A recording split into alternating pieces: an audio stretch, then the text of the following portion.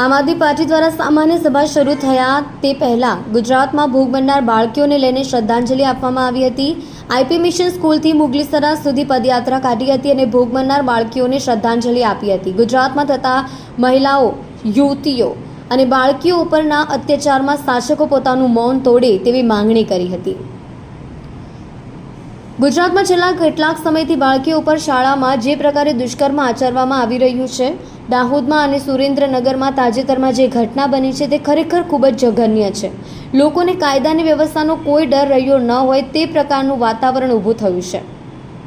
પશ્ચિમ બંગાળમાં જ્યારે દુષ્કર્મની ઘટના બની ત્યારે ભારતીય જનતા પાર્ટીના શાસકો બુમરાઢાળ મચાવી છે, પરંતુ જ્યારે ગુજરાતમાં અત્યાચાર થઈ રહ્યા છે ત્યારે કેમ ચૂપ છે તેનો જવાબ આપવો જોઈએ। આ પ્રકારની વાત શ્રદ્ધાંજલિ આપતી વખતે આમ આદમી પાર્ટી દ્વારા કરવામાં આવી હતી।